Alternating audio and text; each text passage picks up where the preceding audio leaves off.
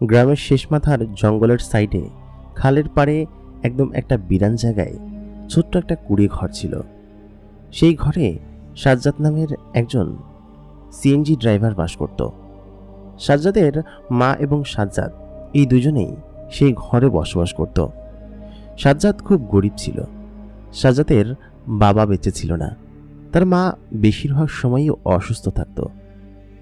এই ঘটনাটি সাজ্জাদের জীবনের ঘটনা, যেটা কিনা তার জীবনকে অনেক অংশ বদলে দিয়েছিল এবং তাকে একজন ভালো মানুষের রূপান্তর করেছিল। প্রিয় দর্শক, সকলে কেমন আছেন? স্বাগত জানাচ্ছি দ্য মেগাবক্সের নতুন আরও একটি গল্পে। আশা করি আপনারা সকলে ভালো আছেন। প্রতিদিনকার মতো গল্প পাঠে আমি আরজে ইমরান আপনাদের সঙ্গে আছি।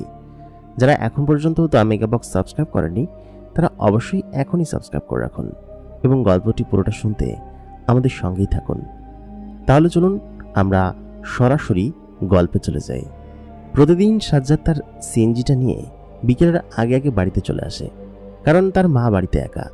এসে সে তার মায়ের সঙ্গে খাবার খায় এবং তাকে ওষুধ খাইয়ে সন্ধ্যার দিকে আবার রওনা দেয়। প্রতিদিনকার মতো আজকেও সে সেটাই করল। সন্ধ্যার বেশ খানিকটা পরে সে তার মাকে খাইয়ে ওষুধ খাইয়ে ঘুম পাড়িয়ে তার সিএনজিটা নিয়ে বের হবে।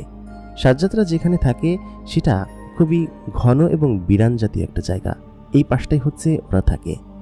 সাজ্জাদ বেশ অসহায় এবং দরিদ্র, তার মাকে নিয়ে এখানে বসবাস করে।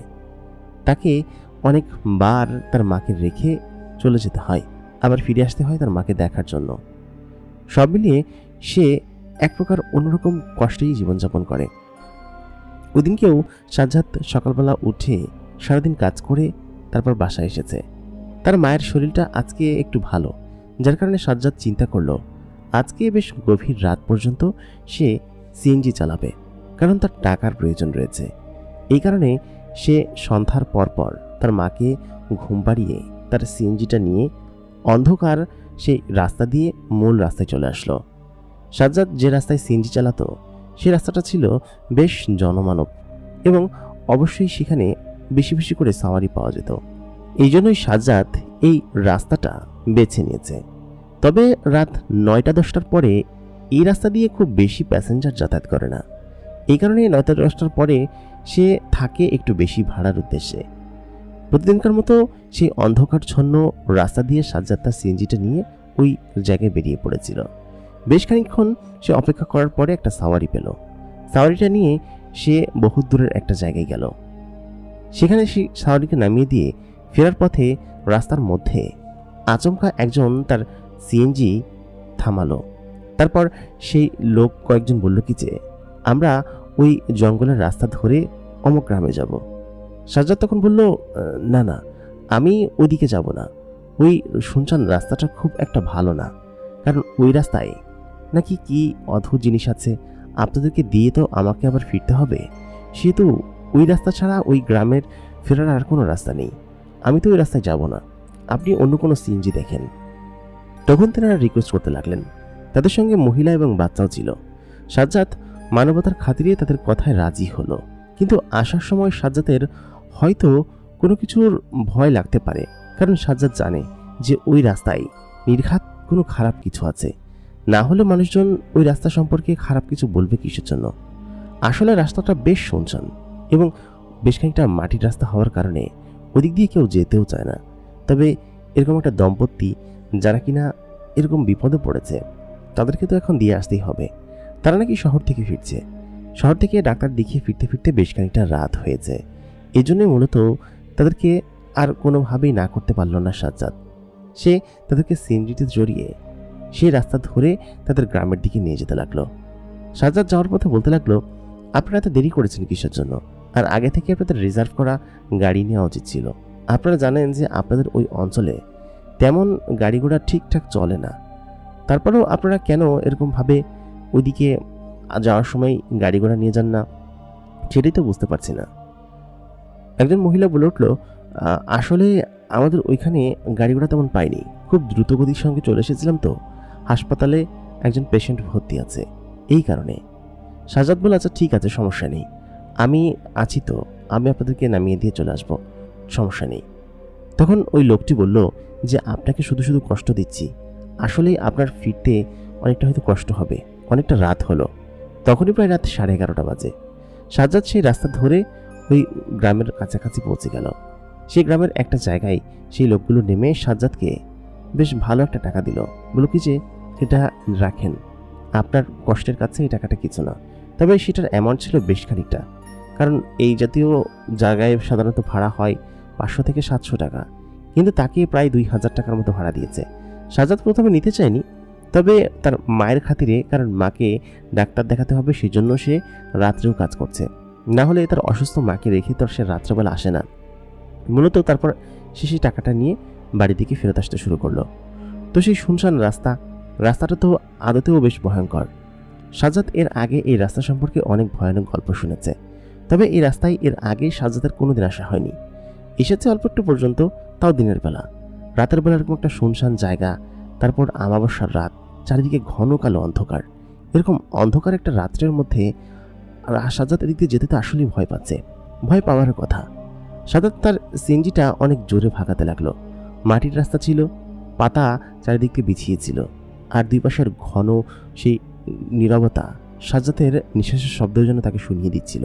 পাখির ডাক, দূর দূরান্ত থেকে ভেসে আসা শিয়াল এবং নানান পশু পাখির ডাক, সবকিছু যেন সাজ্জাদের বুকের ভেতরে বাড়ি দিচ্ছিল।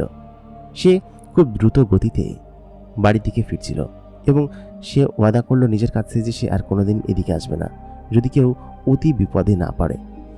যখন সে খুব দ্রুত গতিতে যাচ্ছিল, ঠিক তখনই সাজ্জাদ দেখতে পায় যে রাস্তার সামনে চলে এসেছে। ব্রেক এত দ্রুত না কষলে হয়তো তাকে মারিয়ে চলে যেতে হবে, কিন্তু সাজ্জাদের সেই শেষ রক্ষা হলো না, কারণ সে খুব দ্রুত গতিতে যাচ্ছিল এবং ব্রেক কষতে কষতে তাকে একটা অদ্ভুত এক্সপ্রেশন দিয়ে হঠাৎ করেই সাজ্জাদ কিছু বুঝে ওঠার আগেই তার সিএনজিটা নিয়ে সে প্রায় উল্টেই গেল, মানে কাত হয়ে গেল। কোনো একটা গাছের সাথে বাড়ি খেয়ে সিএনজির সাইডটা বেশ খানিকটা আঘাত পেয়ে সামনের লুকিং গ্লাস ভেঙে গেল, পুরো বোর্ড গ্লাস ভেঙে গেল এবং সাজ্জাদের হাতে বেশ খানিকটা ক্ষত হলো। সাজ্জাদ সঙ্গে সঙ্গে সিএনজি থেকে নেমে বাইরে আসলো। ততক্ষণে তার সিএনজির এক কোণে একদম কাত হয়ে উল্টে গিয়েছে। সাজ্জাদ বেশ খানিকটা আঘাত পেয়েছে। সে বাইরে বের হয়ে তার সিএনজির আলোতে আশেপাশটা দেখতে লাগলো, কিন্তু কোথাও তো কিছু নেই। সিএনজি থেকে নেমে তার সেই দুর্বল এবং ব্যথা পাওয়া হাত দিয়েই সিএনজির ডান্ডা ধরে সেটাকে সোজা করতে লাগলো। অনেক জোরে টানছিল, কিন্তু হাতে ব্যথা পাওয়ার কারণে খুব বেশি জোর দিতে পারছিল না। সে সঙ্গে সঙ্গে সেই সিএনজিটাকে প্রায় সোজা করে ফেলেছিল। ঠিক তখনই পেছন থেকে একজন এসে তার কাঁধে হাত রাখল। তখন সাজ্জাদের পুরো শরীর হিম হয়ে আসলো। সে ভয়ে চিৎকার করতে পারছিল না, তার গলা দিয়ে কোনো শব্দই বের হচ্ছিল না। ঠিক এমনই সময় সাজ্জাদকে অবাক করে দিয়ে পেছন থেকে একটা কণ্ঠ বলে উঠল, আপনার কোথাও লাগেনি তো? আপনি ব্যথা পাননি তো? আমি খুবই দুঃখিত, আসলে আমি দেখতে পাইনি। আসলে রাত্রেবেলা দিক দিয়ে কেউ আসে না তো, যার কারণে আমরা এই রাস্তার সময় চলাচল করার কারণে কোনো কিছু দেখি না। আপনার কোথাও ব্যথা লাগেনি তো? সাজ্জাদের কান যেন এক মধুর কণ্ঠে ভেসে যাচ্ছিল। কণ্ঠটা এত মায়াবী ছিল। সাজ্জাদ সঙ্গে সঙ্গেই তার সমস্ত ভয় দূর করে ফেলল। ভয় এমনি এমনি বুক থেকে পালিয়ে গিয়েছে। সাজ্জাদ সঙ্গে সঙ্গে পেছনে ঘুরল। পেছনে ঘুরে তার সামনে যে মেয়েটি দাঁড়িয়ে আছে সেটা সাধারণ স্বাভাবিক কোনো মেয়ের মতো দেখতে নয়, স্বাভাবিক মেয়ের মতোই, তবে তার চোখ দুটো এত সুন্দর যে চোখের দিকে তাকিয়ে সারা জীবন পার করে দেওয়া যায়। সিএনজির হালকা আলোতে তার চেহারার বেশ খানিকটা অবয়ব বোঝা যাচ্ছিল। তার মুখে এক ধরনের সাদা নাকাব পরা ছিল এবং পরনে সাদা রঙের এক ধরনের জামা, যেটা সাধারণত অপেরাতে যারা থাকে তারা পরে থাকে। এরকম ড্রেস সাজ্জাদ এর আগেও দেখেছে। মেয়েটির দিকে তাকিয়ে সাজ্জাদের মুখ থেকে কোনো কথা বের হচ্ছিল না। সাজ্জাদের দিকে মেয়েটি আরো এগিয়ে বলল, ইস, কি অবস্থা, আপনার হাতে কেটে গিয়েছে। আসলে আমি খুবই দুঃখিত, আপনার সিএনজিটা নষ্ট হয়ে গিয়েছে, গাড়িটা নষ্ট হয়ে গিয়েছে। তাই বলে সে সামনে গিয়ে সেই সিএনজির ডান্ডা ধরে হালকা একটু টান দিতেই সেটা সোজা চার পায়ে দাঁড়িয়ে গেল। সাজ্জাদ তখনও মেয়েটির দিকে হা করে তাকিয়েছিল। সাজ্জাদ তখন বলল যে, আপনি কে এবং এত রাত্রেবেলা এরকম জঙ্গলের ভিতরে কি করছেন? মেয়েটি তখন উত্তর দিল, সেসব পরে হবে, আপনার অবস্থা তো বেশ খারাপ, আসুন আপনাকে সুস্থ করে তুলতে হবে। আর আপনার হাত কেটে রক্ত পড়ছে, আপনার সিএনজিটার অবস্থাও তো বেশ খারাপ। আমি আসলে খুব দুঃখিত, আমি কিছু বুঝে উঠতে পারিনি যে এমনটা ঘটে যাবে।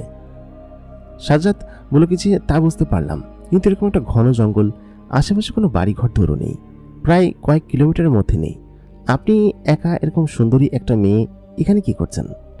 মেয়েটি সাজ্জাদের কথা শুনে খিলখিল করে হেসে দিল, অনেকটা হাসলো। তার হাসিটাও এত চমৎকার ছিল যে সাজ্জাদের কানে যেন কোনো মধুর সুরের মতো বাজছিল। সাজ্জাদ তখন মেয়েটিকে আবার বলল, আপনি হাসছেন কেন? মেয়েটি তখন তার হাসি থামিয়ে উত্তর দিল যে আগে আপনার সমস্ত কথা শুনেনি, যে আপনি এত রাত্রেবেলা এই জঙ্গলের ভেতর দিয়ে কী করছেন, তারপর আমি সমস্ত কিছু আপনাকে বলছি। তাই বলে সে সাজ্জাদের হাতটা টান দিয়ে তার সামনে নিল। মেয়েটির হাত অনেক নরম ছিল, সেটা সাজ্জাদ তার মেয়েটির হাত ধরেই বুঝতে পারল। আচমকাই মেয়েটি তার হাত ধরে ফেলেছে। তার হাতের কয়েকটা অংশে কাঁচ ঢুকে গিয়েছিল। মেয়েটি সেটা হাত দিয়ে টেনে খুলল, কিন্তু মেয়েটির হাতের স্পর্শে সাজ্জাদের হাতের ব্যথা যেন নিমিষেই গুলিয়ে গেল। তারপর মেয়েটি হাতের উপর একটা হাত ঘোরাতেই তখন সে খেয়াল করলো তার হাতের উপর যে ক্ষত চিহ্নগুলো ছিল সেগুলো একদমই সেরে গিয়েছে। সাজ্জাদ একদম অবাক চোখে চোখ বড় বড় করে মেয়েটির দিকে তাকালো। সাজ্জাদ এবার সত্যিই বিস্মিত হচ্ছে। মেয়েটির হাত ছিল বেশ ঠান্ডা এবং সেই সাথে খুব নরম। সাজ্জাদের বুকের ভেতরে তখন বাড়ি মারতে শুরু করলো। সাজ্জাদ তখন মেয়েটিকে বলল যে আপনি কে বলুন তো, আমাকে প্রতি পড়তে পড়তে অবাক করছেন, আর এটা কিভাবে করলেন? আপনি কি কোনো ম্যাজিশিয়ান? মেয়েটি তখন বলল, ম্যাজিশিয়ান আবার কি? তাই বলে সে সাজ্জাদের সিএনজিটার কাছে গেল, গিয়ে বলল, এখানে বসুন, আপনি বলুন যে এত রাত্রেবেলা আপনি এই জঙ্গলের ভিতরে কি করছেন? সেটাই তো বুঝতে পারছি না। এদিকে তো সাধারণত কেউ যাতায়াত করে না, রাত্রেবেলা ভয়েই কেউ এদিকে আসে না, এদিকে মানুষের ভূতের ভয় আছে, সেটা সাজ্জাদ বলল। মেয়েটি তখন বলল, হ্যাঁ, মানুষ তো এদিকে আসতে ভয় পায়, ভূতের ভয় আছে, তার কারণেই এই অঞ্চলটাতে আমরা বসবাস করি, অনেক বছর ধরে বসবাস করি। মানুষজন এমনিতেই ভয়ে আসে না, সেটা আমাদের জন্য ভালো হয়। রাতের শেষ ভাগে এবং মধ্যভাগেই আমরা ঘর থেকে বের হই এদিকে ঘোরাঘুরি করার জন্য, কিন্তু আপনি যে দ্রুত গতিতে এদিকে আসলেন তাতে করে প্রথমে দেখে আমি ভয় পেয়ে গিয়েছিলাম, কিন্তু আপনি আমাকে বাঁচাতে গিয়ে নিজের তো অনেক বড় ক্ষতি করে ফেললেন। আমার অবশ্য কিছুই হতো না, কিন্তু আপনার তো অনেক বড় ক্ষতি হয়ে গেল। আপনি বলুন তো, আপনি এত রাত্রেবেলা সিএনজি নিয়ে এদিকে কেন এসেছেন? সাজ্জাদ একটু মন খারাপ করে বলল, পেটের দায়ে এসেছি। সাজ্জাদ বেশ হ্যান্ডসাম একটা ছেলে, পড়াশোনা করেছে অনেকটা, কিন্তু বাবা মারা যাওয়ার পরে তিনি পড়াশোনা চালিয়ে যেতে পারেননি। তার মায়ের চিকিৎসা, মায়ের খরচ, এই সমস্ত কিছু বহন করতে করতে তার জীবনের প্রায় অনেকটা কেটে গিয়েছে। সব মিলিয়ে সাজ্জাদ সেই ইয়াংকাল থেকেই এখানে মজদুরি করে একটা সিএনজি কিনেছিল খুব অল্প টাকায়। সেই সিএনজিটা অনেকটা নষ্ট, খারাপ ছিল এবং সেটা চালিয়ে তার মোটামুটি রুজি রুটি চলত। খুব বেশি যে ইনকাম হতো তা না। প্রথমে সে এক ভাড়া চালিত সিএনজি চালাতো। মেয়েটি তখন বলল, আচ্ছা, তাহলে বোঝা গেল যে তোমার বাবা পৃথিবীতে বেঁচে নেই, এই জন্যই তুমি এত রাত করে কসরত করে বেড়াও। সাজ্জাদ তখন বলল, বিষয়টা তা না, আমার বাবাও যদি থাকতো তাও হয়তো আমি এই বয়সে কাজই করতাম, তবে এত প্রেশার হতো না। সাজ্জাদ তখন শুরু থেকে বলতে লাগলো, আসলে আমি যখন ক্লাস 9-এ পড়তাম তখন আমার বাবা মারা যায়। আমার বাবা মায়ের একমাত্র সন্তান ছিলাম আমি, এই কারণে আমার বাবা আমাকে খুব বেশি ভালোবাসত। আমার বাবা মারা যাওয়ার পরে মাকে নিয়ে আমি বেশ দুর্বিপাকে পড়ে যাই। আমরা শহরের যে বাসায় থাকতাম সেই বাসা থেকে আমাদেরকে বের করে দেওয়া হয়। আমার বাবা বেশ ভালো এবং মোটা বেতনের একটা চাকরি করত, তা দিয়ে আমাদের সংসার বেশ ভালোভাবে চলে যেত। শহরের বাসা থেকে আমাদেরকে তাড়িয়ে দেয়, আত্মীয় স্বজনদের বাসায় গিয়েও কোনো উপকার হয়নি, তারা আমাদেরকে দূর দূর করে তাড়িয়ে দেয়। সেই সময়টাতে আমরা শহরে বেশ কয়েক মাস ছিলাম। আব্বা মারা যাওয়ার পর থেকেই মূলত আমাদের সংসারের উপর একসময় দুর্বিষহ জিনিস নেমে আসে। পরবর্তীতে আমি মাকে নিয়ে গ্রামে চলে আসি, কারণ গ্রাম ছাড়া আমাদের কোনো উপায় ছিল না। আমাদের গ্রামে তেমন জায়গা জমিন ছিল না। গ্রামের শেষ মাথায় কোণার দিকে একটা ঘর আছে, সেই ঘরেই এখন আমি এবং আমার মা থাকি। ওই বয়স থেকেই আমি পড়াশোনা তো চালিয়ে যেতে পারিনি। এসএসসি পরে পরীক্ষা দিয়েছিলাম, রেজাল্টও ভালো এসেছিল, কিন্তু এর পরবর্তীতে আমি আর চালিয়ে যেতে পারিনি, কারণ আমাকে কাজ করতে হয়েছে মায়ের চিকিৎসা করার জন্য। মা একটু একটু করে অসুস্থ হয়ে গেল বাবা চলে যাওয়ার পর থেকে। তারপর থেকেই মূলত মায়ের চিকিৎসা এবং সমস্ত কিছুর দায়িত্ব আমার উপর। এবং আমি আগে এই রিক্সাগুলো, সিএনজিগুলো ভাড়ায় চালাতাম, পরে টাকা জমিয়ে একটা সেকেন্ড হ্যান্ড মোটামুটি ভালো সিএনজি কিনেছি। সেটা দিয়েই আমার মোটামুটি সব কিছু চলে। এবং এখন যে খুব বেশি উন্নতি তা না, মায়ের চিকিৎসার জন্য বেশ টাকা লাগে। সব মিলিয়ে আমি এই সব নিয়েই দুর্বিপাকে আছি এবং এই জন্যই রাত্রেবেলা বের হওয়া। মাকে ডাক্তার দেখাতে হবে। ডাক্তার বলেছে মায়ের কোনো একটা অপারেশন করতে হবে। তার পায়ে বেশ খানিকটা অংশ ক্ষত রয়েছে, সেই জন্যই মূলত আমি টাকা জমাচ্ছি। তা না হলে এত রাত্রেবেলা আমি এখানে আসতাম না। এবার বলুন তো আপনি কে? মেয়েটির মুখটা তখন শুকিয়ে যাচ্ছে, তার চোখ দেখেই বোঝা যাচ্ছে। সাজ্জাদ মেয়েটির চোখের দিকে কেন যেন তাকাতে পারছে না। মেয়েটি যে অসম্ভব রকমের সুন্দরী তা বলার অপেক্ষা রাখে না। মেয়েটি তখন তার মুখের নাকাব সরালো। সাজ্জাদ নিজের দিকে তাকিয়েছিল। তখন সেই মেয়েটি সাজ্জাদের দিকে তাকিয়ে বলল, আমার নাম মোনা। হাত বাড়িয়ে দিয়ে বলল, আপনার নাম? সাজ্জাদ মোনার দিকে তাকিয়ে সত্যি অবাক হয়ে গেল, কারণ তার চোখ যতখানি না সুন্দর, তার চেহারা তার থেকে কয়েক হাজার গুণ সুন্দর। সাজ্জাদ যেন থ হয়ে গেল। সে আবার বলল যে, হ্যালো, আমি মোনা, আপনি? সাজ্জাদ তখন তার হাত মোনার দিকে বাড়ালো। তারপর মোনা তার সাথে হ্যান্ডশেক করলো। মোনার হাতটা আসলে একদম নরম এবং ফোমের মতো, এত চমৎকার, সেই সাথে খুব ফর্সা, দেখিয়ে বোঝা যাচ্ছে। সিএনজির আলোতে সমস্ত কিছুই এখানের যা কিছু ঘটছে স্পষ্ট বোঝা যাচ্ছে। মোনা তখন বলল যে, আপনি মন খারাপ করবেন না, আপনার সব কিছু ঠিক হয়ে যাবে, আমি আপনার সব কিছু ঠিক করে দিব। আপনাকে দেখে আসলেই আমার খুব খারাপ লাগছে। আমার মনটা এমনিতেই নরম। এদিক দিয়ে যারা যাতায়াত করে তাদের সাধারণত আমরা ক্ষতি করি, কিন্তু আপনার এরকম ব্যবহার দেখে আমি সত্যি খুব ভালো হয়েছি যে আপনি আপনার মাকে সেবা করছেন, আপনার মায়ের জন্য দিনরাত এত কষ্ট করছেন।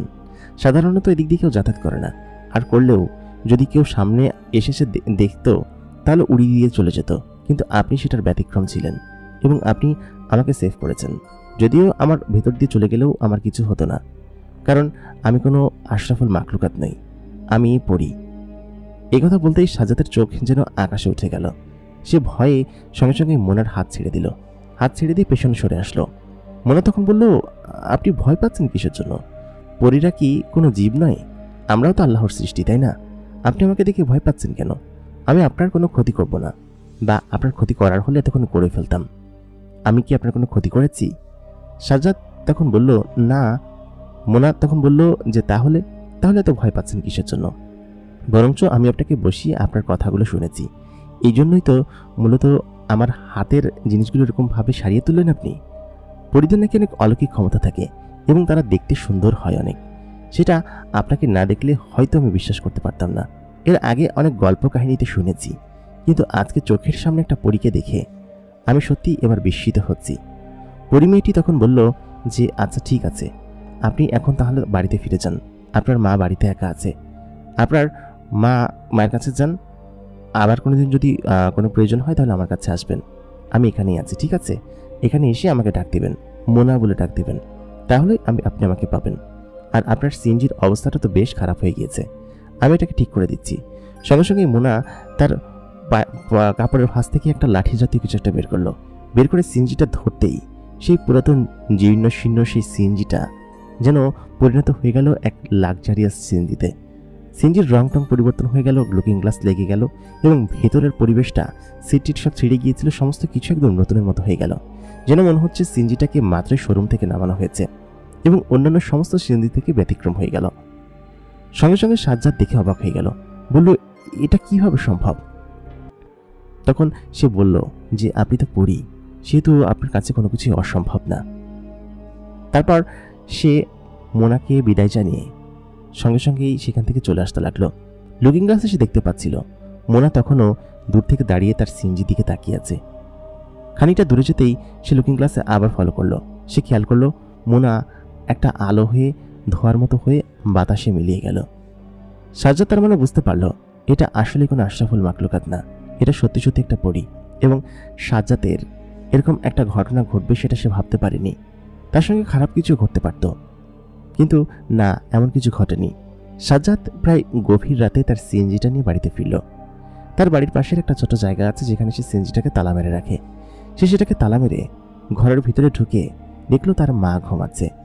সাজ্জাদ ঘরের ভিতরে ঢুকে খাবারগুলো খেয়ে তার মায়ের মাথায় একটু হাত বুলিয়ে দিয়ে তখন সে নিজের কক্ষে ঘুমাতে গেল। যখন সে ঘুমাতে গেল তখন তার নাকে অদ্ভুত এক ধরনের সুঘ্রাণ ভেসে আসলো। সুঘ্রাণটা কিসে ছিল সাজ্জাদ জানে না। তার জানালা বাতাস বেয়ে তার ঘরের ভিতরে ঢুকছিল। সেই সুঘ্রাণের তীব্র ঘ্রাণ তার কাছে বেশ ভালো লাগছিল। তারপর সে ঘুমের জগতে মিলিয়ে গেল। পরের দিন সকালবেলা সাজ্জাদ লাফ দিয়ে ঘুম থেকে উঠল। সাজ্জাদ সত্যি সত্যি অবাক হয়ে গিয়েছে। গতকালকে তার সঙ্গে যে ঘটনাটি ঘটেছে সেটি কি আদতেও সত্য ছিল নাকি মিথ্যা সেটা চেক করার জন্য সে দ্রুত গতিতে ঘর থেকে বেরিয়ে বাইরে আসলো। বাইরে এসে খেয়াল করল, না, সত্যি সত্যিই তো গতকালকের ঘটনাটি একদম সত্যি ছিল। তার অটো একদম পরিষ্কার এবং নতুন সিএনজির মতো। সে এবার সত্যি সত্যি নিজের কপালকে নিজের চোখে বিশ্বাস করতে পারছিল না। এটা কি সত্যি বাস্তব? সে আবার আজকে রাত্রেবেলা গিয়ে দেখবে যে আদতেও মেয়েটিকে ডাক দিলে আসেন কিনা। মেয়েটির নাম কি ছিল? মোনা। সে হচ্ছে একটা পরী। তখন সে খেয়াল করলো তার মা তখন রান্নাঘরে রান্না করছে। তার মা অসুস্থ থাকে, তবুও তাকে মাঝে মধ্যে রান্না করে খাওয়ায়। সাজ্জাদ উঠে গিয়ে বলল, তোমাকে কতবার বলেছি না মা, আমি সকালবেলা উঠে রান্না করে তোমাকে খাওয়াবো, তুমি কিসের জন্য বিছানা থেকে ওঠো, সবসময় অসুস্থ থাকো। সাজ্জাদের মা বলল, আজকে একটু ভালো লাগছে, পায়ের ব্যথাটাও নেই আর মাথা ব্যথাটাও নেই, সব মিলে শরীরের ভিতরে বেশ ভালো লাগছে, এই জন্যই রান্না করতে আসলাম। অনেকদিন পর সাজ্জাদ তার নিজের মাকে সুস্থ দেখে তার নিজের কাছেই খুব ভালো লাগছে। সাজ্জাদ তখন উঠে ফ্রেশ হয়ে বলল, আচ্ছা ঠিক আছে, তোমাকে সুস্থ দেখে ভালো লাগছে, তবে এতদিন পর ডাক্তার তো বলেছিল তুমি নিজের পায়ের পর ভালো মতো দাঁড়াতেই পারবে না, কিন্তু তুমি তো দেখি সমস্ত কিছু করে বেড়াচ্ছ, হেঁটে বেড়াচ্ছ এখন, এটা দেখে ভালোই লাগছে। সাজ্জাদের মা বলল, হ্যাঁ এটা করতে পারছি, আজকে সকালে ঘুম থেকে উঠেই কেন যেন শরীর ভালো ভালো লাগছে, এই জন্য ভাবলাম রান্নাবান্নাটা করেই ফেলি। সাজ্জাদ উঠে খাওয়া দাওয়া করে তার মার কাছ থেকে বিদায় নিয়ে সিএনজিটা নিয়ে বের হয়ে পড়ল। সারাদিন এদিকে ওদিকে সিএনজি চালালো। মোটামুটি কথা সারাদিনই তার ওই মেয়েটার কথা মনে হচ্ছিল। কেন যেন মনে হচ্ছিল সাজ্জাদ বলতে পারে না, তবে মেয়েটি যে সুন্দরী ছিল সেটা অবশ্যই সাজ্জাদের চোখে তখন লেগেছিল। সাজ্জাদ সারাদিন সিএনজি চালিয়ে বাড়িতে চলে গেল। দুপুরের দিকে গিয়ে দেখলো তার মা কোনো একটা কাজ করছে। বাড়ির আঙিনা অপরিষ্কার ছিল, সেগুলো পরিষ্কার করছে। সাজ্জাদের মার এরকম আমূল পরিবর্তন এক রাত্রের ভিতরে দেখে সাজ্জাদ অবাক হয়ে গেল। তখন তার বুঝতে বাকি রইল না যে এটা নিশ্চয়ই সেই পরী মেয়েটার কাজ।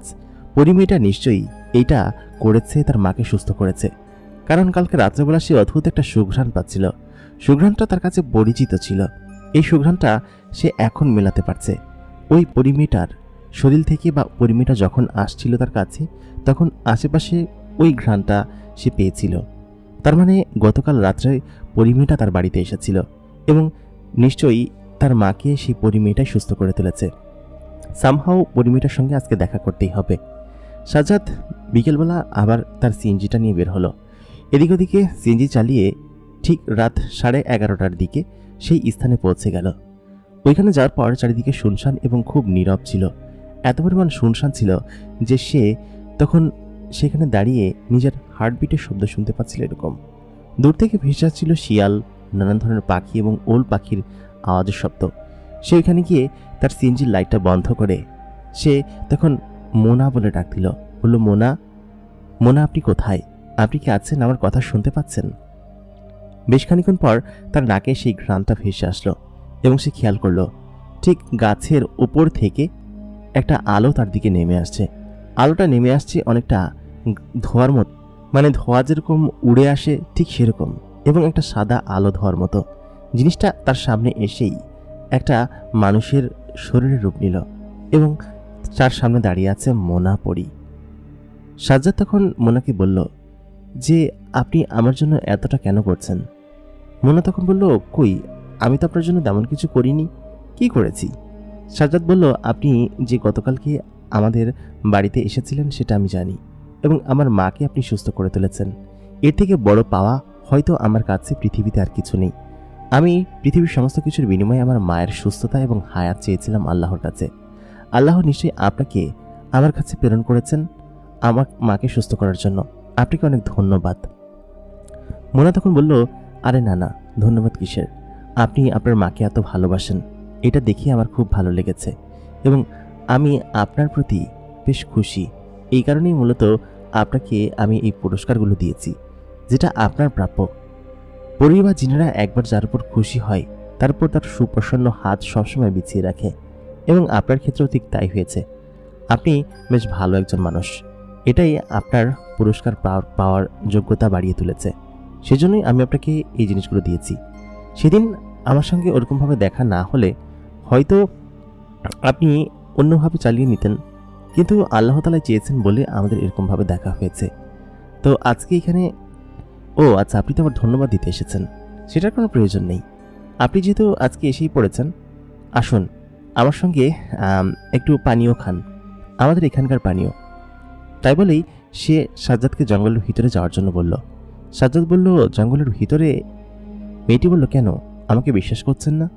সাজ্জাদ বলল, না, ঠিক তা না, বিশ্বাস করব না কেন? আপনাকে বিশ্বাস না করে কি পারা যায়? আচ্ছা ঠিক আছে, চলুন। তখন সাজ্জাদ মেয়েটির পেছন পেছন যেতে শুরু করলো। মেয়েটি জঙ্গলের ভিতর দিয়ে হাঁটছে, তার পাটা মাটিতে নেই, মাটি থেকে অনেকটা উপরে এসে ভেসে ভেসে যাচ্ছে, আর সাজ্জাদ তার পেছন পেছন হেঁটে হেঁটে যাচ্ছে। সাজ্জাদ তখন মেয়েটিকে বলল, আপনি কি স্বাভাবিকভাবে আমার মতো নিচে হেঁটে যেতে পারবেন? আসলে আপনাকে দেখে আমার ভয় লাগছে, আপনি এরকমভাবে হাওয়ায় উঠছেন, এরকম কখনো দেখিনি তো। সে নিচে নেমে হেসে দিল, বলল কি যে আচ্ছা ঠিক আছে, আপনি চলুন। তারপর সাজ্জাদকে জঙ্গলের সেই পাতা ঘন রাস্তা দিয়ে বেশ খানিকটা ভেতরের দিকে নিয়ে গেল। ভেতরের জায়গাটা বেশ অদ্ভুত এবং আরও শুনশান। সাজ্জাদকে কোথায় নিয়ে যাচ্ছে, কেন নিয়ে যাচ্ছে সে কিছু জানে না, তবে মেয়েটিকে সে আসলে না করতে পারবে না। মোনা তাকে ভেতরে নিয়ে গেল। বেশ খানিকটা দূরে যাওয়ার পর সেই জঙ্গলের ভিতরেই একটা প্রাসাদের মতো বাড়ি। জঙ্গলের ভিতরে এরকম প্রাসাদের মতো বাড়ি কোত্থেকে আসলো? এরকম জায়গা তো এখানকার কথা আগে শুনিনি। সে মোনাকে বলতে লাগলো, এটা কোন জায়গা এবং এরকম কেন? মোনা তখন বলল, এটা আমাদের থাকার স্থান, আমাদের কাবিলা, আমরা এখানে থাকি এবং এইখানেই আমাদের বসবাস শত শত বছর ধরে। এটা হচ্ছে আমার ঘর, আমার বাড়ি।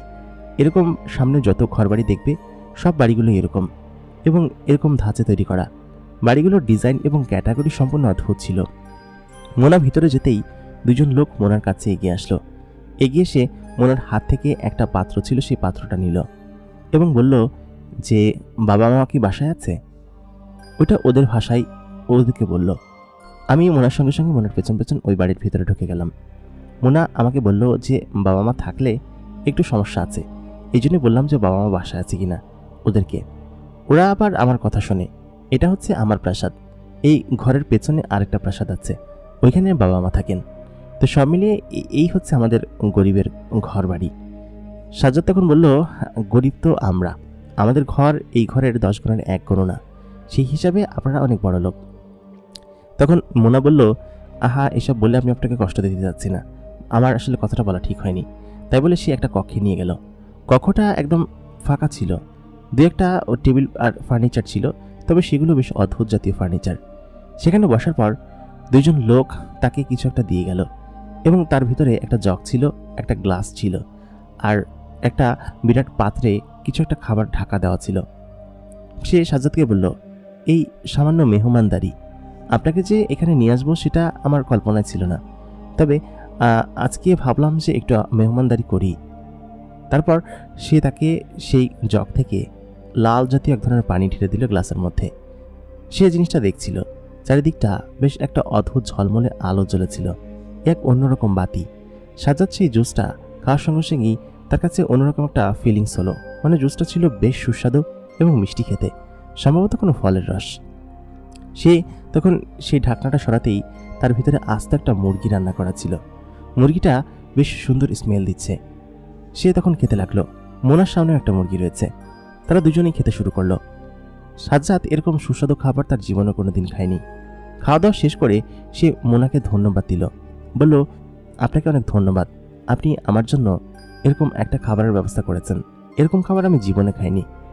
মোনা তখন বলল, আরও অনেক কিছু দেখবেন, আপনি মানুষটা বেশ ভালো, আপনাকে আমার বেশ ভালো লেগেছে, আপনি চাইলে প্রত্যেকদিন এখানে আসতে পারেন, যাওয়ার পথে আপনার সঙ্গে একটু গল্পগুজব করা হবে। সাজ্জাদ তখন বলল, আসলে মেন রাস্তা থেকে এই জায়গাটা বেশ খানিকটা ভেতরে, তো আসা যাওয়াতে। মোনা তখন জানালো, আচ্ছা ঠিক আছে, আপনার যদি আসতে সমস্যা হয় তাহলে আসা লাগবে না, আর ঠিক আছে তাহলে আজকে তাহলে আমি যাচ্ছি। হ্যাঁ। সাজ্জাদ এই কথা বলে সেখান থেকে বিদায় নিল। বলল কি যে, আপনি কিছু মনে করবেন না, আপনার সঙ্গে আমার দেখা করতে ভালোই লাগে, তবে এদিকে আসাটা একটু কষ্টকর, তবে আমি আসবো, যেদিন সময় পাবো সেদিন অবশ্যই আসবো, ঠিক আছে? মেয়েটি একটা হাসি মুখে সাজ্জাদকে বিদায় দিল। সাজ্জাদ ওই রাতে বাড়িতে চলে আসলো। সাজ্জাদের আজকের ঘটনাটাও বেশ খানিকটা মনে আঁচড় কেটে গেল যে পরিমণিটা কেন সাজ্জাদের জন্য এমনটা করছে, এবং গতকালকে যা দেখেছে তা ছিল সত্য এবং আজকেও সত্য। সমস্ত কিছু বাস্তব। তার নতুন অটো এবং সমস্ত কিছু নিয়ে তার সংসার বেশ ভালোই চলছিল। তার মা সুস্থ হয়ে গিয়েছে। সব মিলিয়ে প্রায় প্রত্যেক দিনই সে মোনার সঙ্গে দেখা করে। মোনার ওইখানে গিয়ে কেন যেন সাজ্জাদের দেখা করতে বেশ ভালো লাগে। মোনাকে এর আগের দিন সে বলেছিল এখানে আসতে একটু প্যারা খেতে হয়, কিন্তু সে প্রায় দিনই সেখানে যায়। গিয়ে মোনাকে ডাক দেয়, ডাক দিয়ে বলে, মোনা আপনি কোথায়? প্রায় প্রত্যেক দিনই সে মোনার সঙ্গে গল্প করতে লাগলো এবং সেখানে বসে মোনার জীবনের ঘটনা, তার জীবনের ঘটনা শেয়ার করতে লাগলো। সাজ্জাদের স্কুল জীবনের টুকটাক নানান মজার ঘটনা সে শেয়ার করত। তাই শুনে মোনা একদম হেসে গড়িয়ে যেত। বলতো, আপনি এত ফাজিল ছিলেন স্কুল লাইফে, আপনাকে দেখে বোঝা যায় না। এই যেমন হেড স্যারের খাতা চুরি, তেঁতুল গাছে উঠে তেঁতুল পাড়া। তখন মোনা বলল, আমরা মাঝে মধ্যে তেঁতুল গাছে থাকতে ভালোবাসি, কারণ তেঁতুল গাছে অনেক বড় হয় এবং কেউ ওঠে না সহজে, দিদিকেও যাতায়াত করে না। আর মানুষের মুখে একটা কথা প্রচলিত আছে, তেঁতুল গাছে ভূত থাকে। আসলেই ভূত থাকে, ওই যে এই জন্যই আমরা বসে থাকি, যাতে করে ওইখানে কেউ না আসে। তো সব মিলিয়ে তোমার তেঁতুল গাছের কথা শুনে বেশ ভালোই লাগলো। ততদিনে তাদের সম্পর্ক আপনি থেকে তুমিতে চলে গিয়েছে। সাজ্জাদের জীবনটা যেন আচমকা আকস্মিকভাবেই বদলে গিয়েছে। সাজ্জাদের মা অসুস্থ, তার নিজের সমস্ত কিছু ঠিকঠাক মতো চলছে, আগের থেকে বেশ ইনকাম বেড়েছে। একটা বিষয় অদ্ভুত যে মেয়েটির সঙ্গে পরিচয় হবার পর থেকে সাজ্জাদের ইনকাম অনেক অংশে বেড়ে গিয়েছে।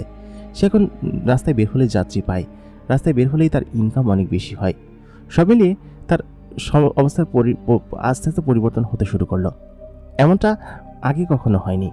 আগে সাজ্জাদ সারাদিন যাত্রীর জন্য বসে থাকত, কিন্তু এখন যেদিনই সে বের হয় সেদিনই তার যাত্রীর অভাব হয় না। সাজ্জাদ মেয়েটার সঙ্গে ওই জঙ্গলের একটা খুব সুন্দর জায়গায় বসে গল্প করে, প্রায় দিনই যায়। পরিমেয়েটি তাকে নানান জায়গায় ঘুরতে নিয়ে যায়, তাদের দেশেই। সাজ্জাদ সেই জায়গাগুলো দেখে অবাক হয়, খুব সুন্দর সুন্দর জায়গা। ওই জঙ্গলের ভিতরে বিভিন্ন সুন্দর জায়গা আছে, সেখানে বসেই প্রায় রাতের পর রাত গল্প করে। স্কুল জীবনের ঘটনা, তার জীবনের ঘটনা, মজাদার সমস্ত ঘটনাগুলো সে মোনাকে শোনায়। মোনা সেগুলো শুনে হাসতে হাসতে একদম কাঠ হয়ে যায়। বলে কি যে, থাক আর হাসাও না আমাকে, তোমার সমস্ত জিনিস আমার কাছে এত বেশি ভালো লাগে, তুমি আসলে বেশ ভালো একজন মানুষ। তবে তোমার জীবনের এসব অদ্ভুত ফানি ঘটনা শুনতে আমার কাছে কিন্তু বেশ দারুণ লাগে। আমি কালকে তোমার ফানি ঘটনা শুনতে তোমাদের বাড়িতেই চলে আসবো যদি তুমি না আসো। সাজ্জাদ বলল, আচ্ছা ঠিক আছে, আমি আসবো, এত চিন্তা করো না তুমি, আমি কালকে যাওয়ার পথে তোমার সঙ্গে দেখা করে যাব। সাজ্জাদের জন্য নিয়মিত রুটিন হয়ে গিয়েছিল এই জঙ্গলের রাস্তা ধরে মোনার সঙ্গে দেখা করে তারপর বাড়িতে ফেরা। আর সে তো আসার পথে তার মাকে ঘুম পাড়িয়ে এসে রাখতো, ওষুধ খাইয়ে রেখে আসতো। সে তো রাত্রেবেলা তেমন কোনো সমস্যা হতো না তার মায়ের। সাজ্জাদ ওই দিনকেও নিয়মিত প্রত্যেক দিনকার মতো এখানে এসেছিল। আসার পর সে ওইখানে দাঁড়িয়ে মোনাকে ডাকতে শুরু করলো। সে মোনাকে ডাক দিলই ঠিক তখনই সে খেয়াল করলো একটা অদ্ভুত ধোঁয়া, সেটা মোনার শরীরের ধোঁয়ার মতো নয়, এসে তার সামনে এসে হাজির হলো। সেটা একটা কালো ড্রেস পরিহিত কোনো একটা লোক ছিল। তার মুখের অবয়ব বোঝা যাচ্ছে না, লম্বা এবং বেশ সরু। সে যে মোনা নয় সেটা সাজ্জাদ খুব ভালোভাবে বুঝতে পারল। বেশ খানিকটা লম্বা, মুখের ভিতরে এক ধরনের লাল চোখ ববায় জ্বলছে। সঙ্গে সঙ্গেই সাজ্জাদ ভয় পেয়ে পেছনে সরে গেল। সে তখন বলে উঠল, তুই কে এবং তুই এখানে কি করছিস? তোর মতো মানুষের তো সাহস কম নয়, তুই এখানে এসে মোনাকে ডাকছিস? তোর এত বড় সাহস কে দিয়েছে? আর মোনাকে তুই কিভাবে চিনিস? সঙ্গে সঙ্গে সাজ্জাদ ভয় পেয়ে পেছনে সরে গেল। সেই লোকটি সাজ্জাদের কাছে এগিয়ে আসতে লাগলো। সাজ্জাদের বুঝতে একটুও বাকি রইল না যে এটা একটা জিন, কারণ এই অঞ্চলে জিনপরিদের অনেক আবাস রয়েছে, সেটা মোনা বলেছিল, এবং এই জঙ্গলের ভিতরেই প্রায় কয়েক লাখ জিন বসবাস করে। তো সেহেতু এখানে দাঁড়িয়ে মোনাকে ডাকতেই অন্য জিন আসাটা স্বাভাবিক বিষয়। সে সঙ্গে সঙ্গে ভয় পেয়ে পেছনে সরে গেল। বলল কি যে, আপনি কি কোনো জিন? লোকটি রেগে গিয়ে সাজ্জাদের কাছে এসে তাকে একটা থাবা মারল। সঙ্গে সঙ্গে সে নিচের দিকে পড়ে যেতে লাগলো এবং সেই লোকটি তাকে আবার ধরে শূন্যে অনেকটা উপরে উঠে ফেললো। বলল, তুই মোনাকে কিভাবে চিনিস বল। মোনা ওই সময় এসে উপস্থিত। এসে সঙ্গে সঙ্গে সেই লোকটিকে আঘাত করা মাত্রই সেই লোকটি পেছন দিকে সরে গেল এবং সাজ্জাদ ওপর থেকে নিচে পড়ে যেতে গেল। মোনার সঙ্গে সঙ্গে তাকে ধরে ফেললো এবং তার বুকের সাথে লাগিয়ে নিচে নামালো। তারপর সেই লোকটি, মানে সেই জিন লোকটি মোনাকে বলল, তুই এই মানুষটার সঙ্গে মিশছিস, ওকে আমি মেরে ফেলবো, ওকে শেষ করে ফেলবো, তোকে বলেছি না? মোনা তখন বলল যে, দেখ, তোকে আমি এর আগেও বলেছি যে তোকে আমার ভালো লাগে না, তুই কেন আমাকে বিরক্ত করিস আর আমার আশেপাশে কেন ঘুরিস?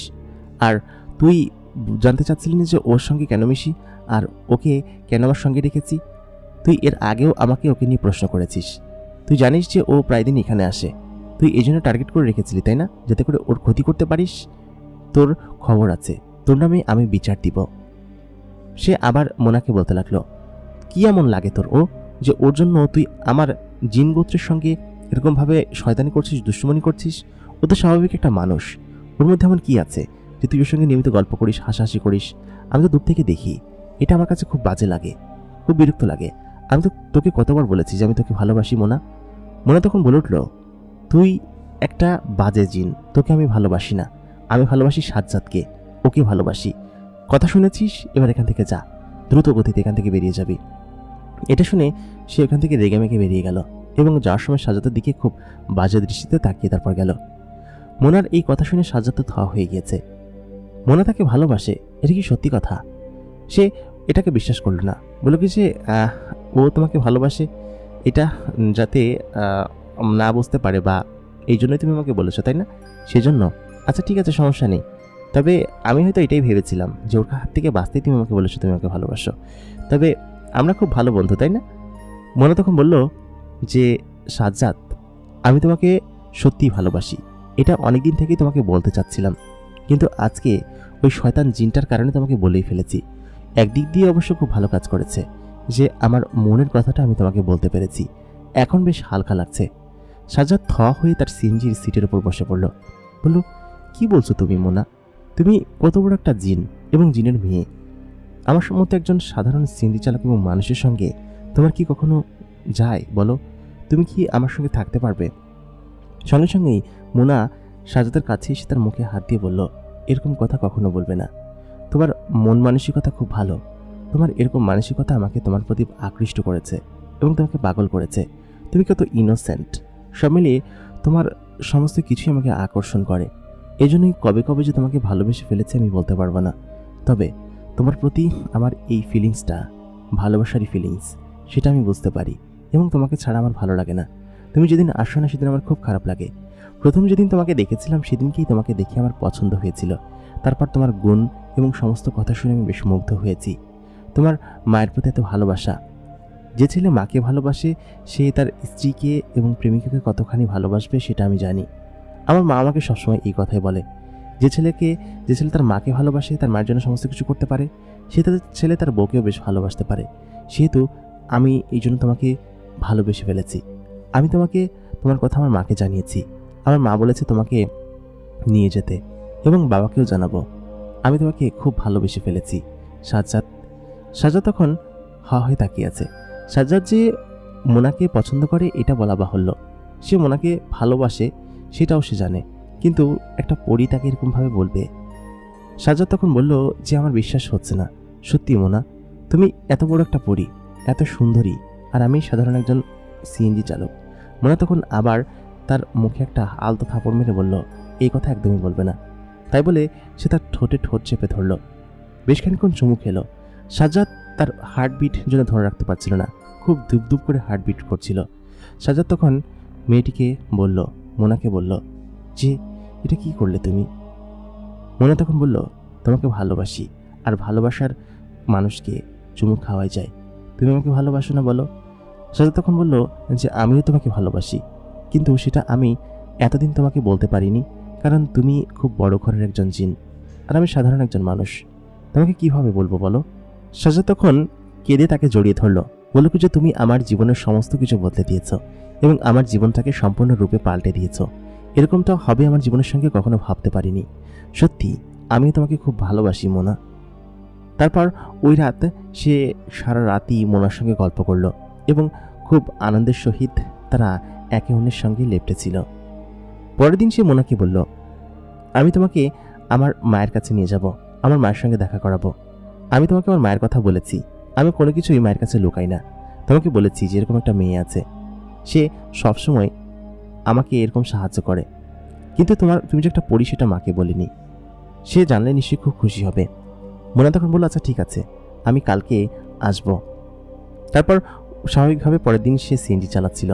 ওই দিন সন্ধ্যাবেলা সে যখন সিএনজি নিয়ে প্যাসেঞ্জার নামিয়ে ফিরছিল, তখনই হঠাৎ করে সেই জিনগুলো তার উপর হামলা করে তাকে প্রায় অনেকটা অসুস্থ করে ফেলে।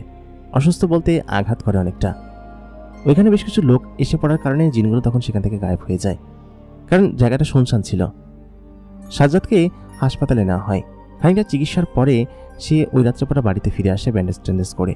বাড়িতে আসার পর মোনা যখন দেখতে পায় যে সাজ্জাদ বিছানায় শুয়ে আছে, তখন সাজ্জাদের এরকম অবস্থা দেখিয়ে সে ভীষণ রেগে যায় এবং রেগে গিয়ে বলে কি যে ওকে আমি ছাড়বো না, ওর এত বড় সাহস।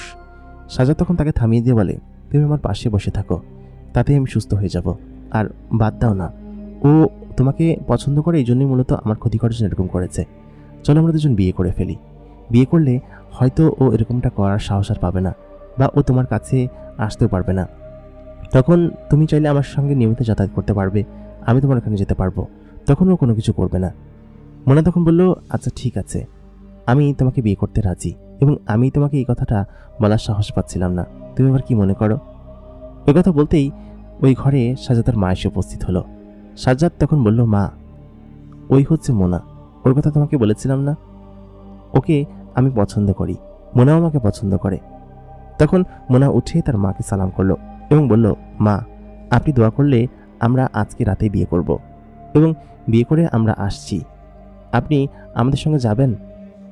মোনার হবু শাশুড়ি তখন বলল, না, তোমাকে আমার খুব ভালো লেগেছে মা, তুমি খুব লক্ষ্মী এবং খুব সুন্দরী। ও তোমার কথা সবসময় বলে, এমন কোনো দিন নেই যে তোমার কথা এসে বলেনি। এই কথা শুনে মোনার বুক যেন আরও চওড়া হয়ে গেল খুশিতে।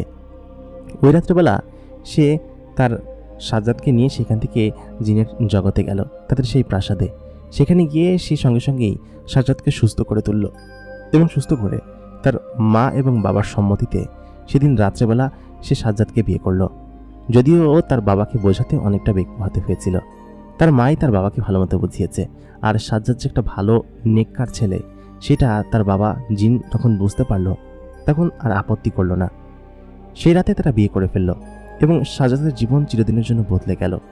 সাজ্জাদ যদি এর আগে কড়া মেহনত করত, বিয়ের পরবর্তী সময়টাতেও সে কড়া মেহনত এবং পরিশ্রমের মাধ্যমে সমস্ত কিছু অর্জন করেছে, এবং এই সমস্ত কিছুর পেছনে ছিল সাজ্জাদের সততা, নিষ্ঠা এবং সরলতা, এবং মায়ের প্রতি ভালোবাসা। সর্বোপরি আমাদের সকলকেই এই 4টা জিনিস বজায় রাখতে হবে, তবেই মাত্র আমাদের সঙ্গে সৃষ্টিকর্তা ভালো কিছু করবেন। সেদিনের পর থেকে সাজ্জাদের জীবন চিরদিনের জন্য বদলে যায়, এবং সে সাধারণ একজন সিএনজি চালক থেকে অনেক বড়লোক একজন ইন্ডাস্ট্রিয়ালিস্ট হয়ে ওঠে তার পরি স্ত্রীর মাধ্যমে। এটা হয়তো অনেকেই জানেন না, এবং অজানা হয়ে এখনো পর্যন্ত ধোঁয়াশা হয়ে রয়েছে সেই গ্রামের সেই ছোট্ট ঘরটি। প্রিয় দর্শক, আমাদের আজকের ঘটনাটি আপনাদের কাছে কেমন লাগলো কমেন্ট করে জানাতে ভুলবেন না। আশা করি বেশ ভালো লেগেছে। যদি ভালো লেগে থাকে তাহলে আমাদেরকে কমেন্ট করুন, ভিডিওতে লাইক করুন, এবং চ্যানেলটিকে সাবস্ক্রাইব না করে থাকলে সাবস্ক্রাইব করে রাখুন। এতক্ষণ কণ্ঠে আমি আরজে ইমরান আপনাদের সঙ্গে ছিলাম, এবং আপনারা দেখছেন দ্য মেগা বক্স।